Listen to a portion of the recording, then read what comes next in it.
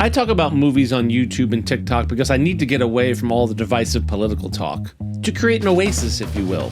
But today we're going to talk about how divisive political talk is driving us away from really good movies and TV shows. Because when someone that I genuinely care about prejudges a movie because of their perceived politics or because they think a movie is pushing a particular agenda, it bothers me. Hey, I'm Mike. I study film, I work in TV, and if you love movies as much as I do, hit that subscribe button and get notified when new content's available. I was talking with someone whom I disagree with politically, but who is also one of the most astute cinephiles I know about One Battle After Another. They know who they are. I told them One Battle was one of the best films of the year, and they absolutely had to see it. And they sent me back this clip from Ben Shapiro shitting all over it. First of all, not good. Do not like. Bad. The direction is top tier because it's Paul Thomas Anderson. The music is actually quite good. The cinematography is beautiful. There is a car chase scene near the end that is well choreographed, and the movie sucks because the writing's bad. Okay, so wait, Ben Shapiro, it sounds like you actually liked One Battle After Another before you didn't like it. Anyway, I'll save you the click. Ben Shapiro stopped watching or engaging with One Battle After Another within the first 10 or 15 minutes of the film. When Ben Shapiro saw the people he associated himself with, whom he thought in his mind were the good guys, when he saw they were actually the bad guys, he shut down. He stopped watching. I have news for him. Both sides are portrayed as incompetent. I heard One Battle After Another referred to as Terminator 2 with incompetent people. And it is. If you want to go down that rabbit hole, Colonel Lockjaw is T2, Leo is Sarah Connor, Chase Infinity is John Connor, Benicio del Toro is the Terminator who helps them out. I could go on and on. But here's the point. If you stop watching One Battle After Another after the first 15 minutes because you didn't agree with its politics, then I feel really sorry for you.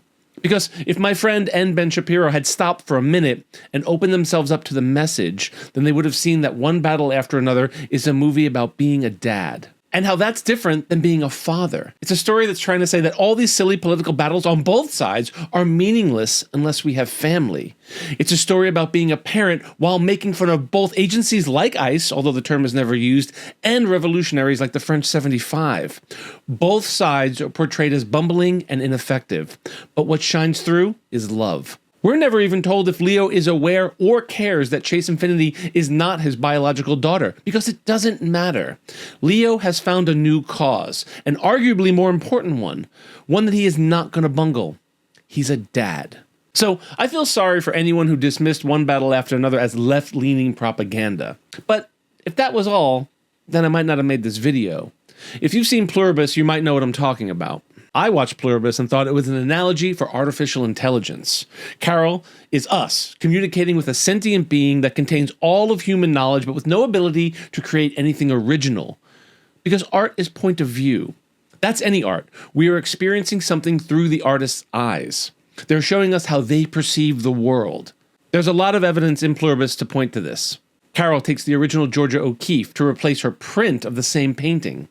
That's a sign that we may never get original paintings like that again. In another example, the hive mind wants her to write another book because although they have the collective knowledge of the greatest writers of our time, they are unable to create something with a singular point of view. Pluribus to me was a statement on how AI is killing original works of art, killing originality, and killing the commerce of art.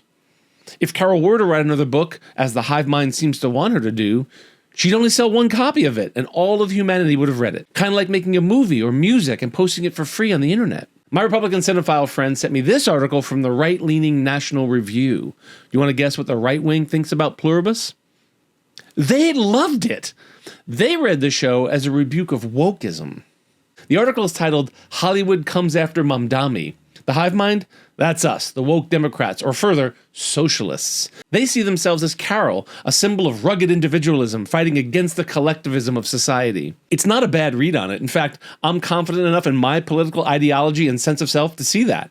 But that's when I realized we have to stop prejudging movies and television because we think we may not agree with its message. In fact, that's the reason we flock to great works of art. Because they show us a point of view that is different from our own, that, yes, might make us uncomfortable. It puts us in someone else's shoes for just a minute. I'll give you one more example. I love Do the Right Thing. It's Spike Lee's masterwork, but I completely disagree with the message at the end. In a nutshell, Do the Right Thing is about a predominantly black neighborhood in Brooklyn where racial tensions are rising. It centers around an Italian pizzeria, Sal's, owned by Danny DeVito. No, not Danny DeVito. Owned by Danny Aiello. Sal takes care of the neighborhood. He hires Mookie, Spike Lee. He makes sure there's always a hot slice for customers. But as I said, tensions are rising. It all comes to a head when the neighborhood is about to burn Sal to the ground, and Mookie, Spike Lee, steps between the angry mob and Sal's pizzeria. Mookie sees both sides. He likes Sal, understands what Sal means to the neighborhood, but he also understands the gripes of his neighborhood. In a moment that always surprised me, Mookie is the one who throws the garbage can into Sal's window, starting the riot that eventually burns Sal to the ground. Throughout the film, Spike Lee is telling us about Malcolm X and Martin Luther King, and the thesis is sometimes violence is necessary to bring about change. I don't believe that, but I can accept that the work of art does. It's not hard to like a movie or a TV show that you disagree with. You just have to be open to its message. When we close ourselves off to those messages, that's when the division is strongest. Just a note about politics. Whenever I tell my left-leaning friends about conversations I have with friends who subscribe to a more right-leaning ideology, their response is always the same. They go, "You have friends on the right?" Yes, very good friends, in fact. You don't have to agree with your friends. In fact, I would argue that the best friends are the ones that will challenge you and your beliefs. That's my feeling about art.